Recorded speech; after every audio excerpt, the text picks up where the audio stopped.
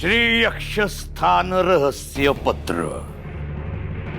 या भुईखाली स्थित असलेले गुहास्थान याचे संरक्षण यक्षयंत्रानं केलेलं आहे। हे गुप्तद्वाराचे वज्रकुलूप उघडण्यासाठी बाबाजी महाराज, हो हो बोला ना, माझ्या आहोंच्या जीवाला धोका नाहीये ना आता?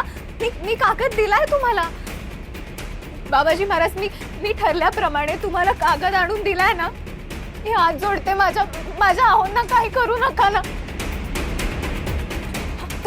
तुम्ही भैरू काकांना सांगा, नाही तर दुसऱ्या कोणाला तरी सांगा, माझ्या आहोंना काही करू नका।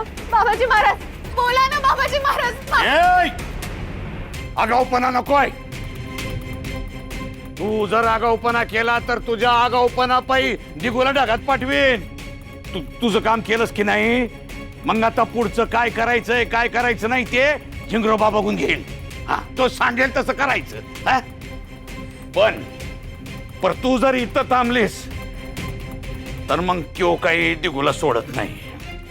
नाही नाही नाही नाही, मी जाते, मी नाही थांबत इथे, पण माझ्या आहोंना सुखरूप घरी पोचवा ना। हा, सुखरूप घरी पोचवा। मी हात जोडते तुमच्या पुढे। हा, मी नाही थांबत, मी नाही थांबत, मी जाते।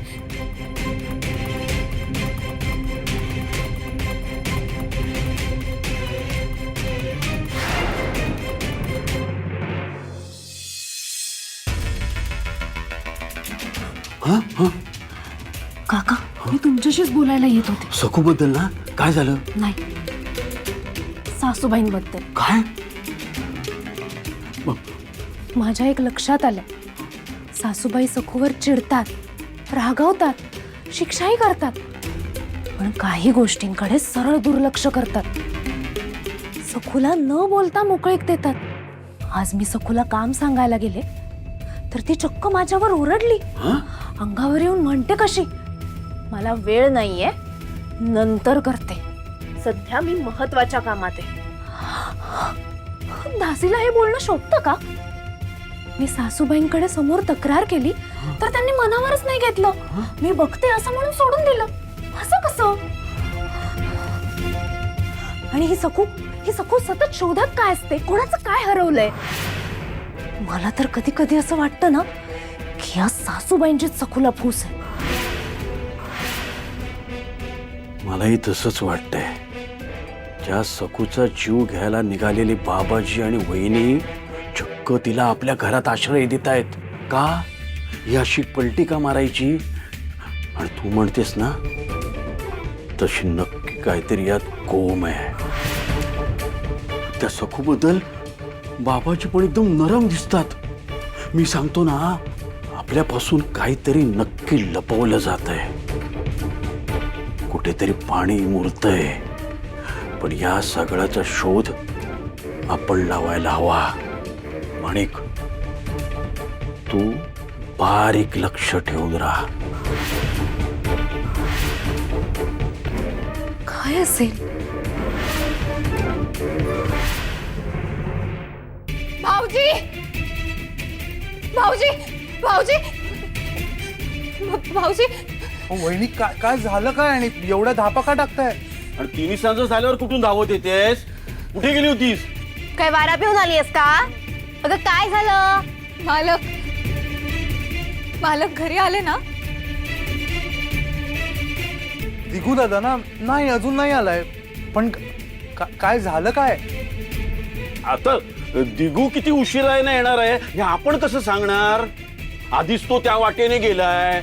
मी बोललो होतो, झिंगरोबाचं तळ, त्या घनदाट अरण्य, त्यात ती वाट मारी, तिकडे भयंकर धोका असतो।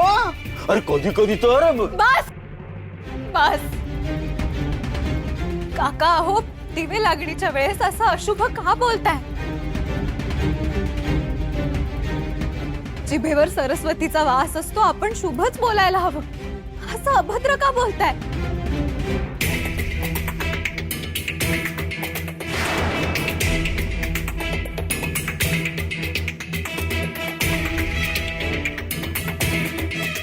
अगं बाई, आलीस का तू? अगं आहेस कुठे तू सखू? हल्ली नुसती उंडारत असतेस। हे वाटण वाटायचंय. ये घे. आलेच मी. आलेच.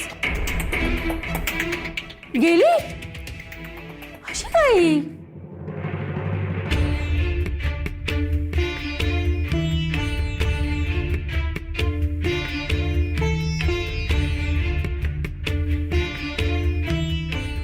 मामी असं उमऱ्यावरती भांड का ठेवलंस? अहो शंभूबाळ, बाहेर गेलेला आपलं माणूस सुखरूप घरी यावं म्हणून उंबऱ्यावर असं उपडं भांड ठेवायचं असतं. हो अगदी खरं आहे. नाही म्हणजे शंभूची काकू आजी आहे ना, माझेही कपडे असेच ठेवायची. माझी बाराबंदी उमऱ्यावर अशी पसरून ठेवायची. असं पण असतं का? मला ठाऊक नव्हतं. हो म्हणजे काय, मी खोटं बोलतोय की काय? हं?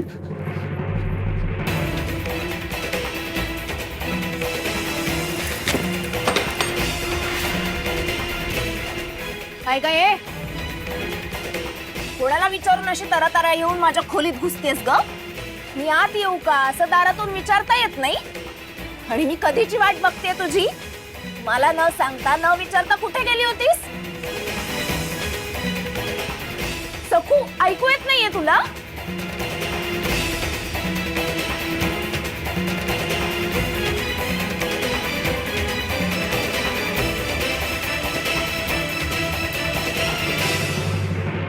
गे सावकारांची बाराबंदी घेऊन कुठे निघालीस? ठेव ती बाराबंदी.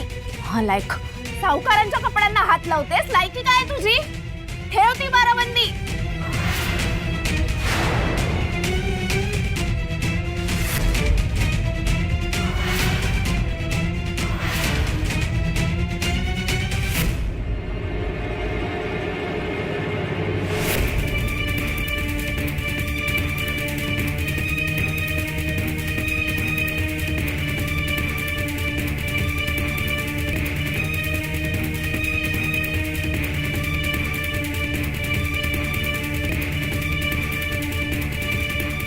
सखू सखू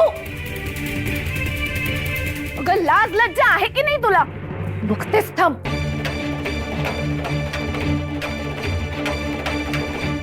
मला न जुमानता माझ्या सावकारांची बाराबंदी घेऊन येतेस. कोण समजतेस कोण तू स्वतःला? मालकीण बाई, बाराबंदी होती तिथे ठेवा.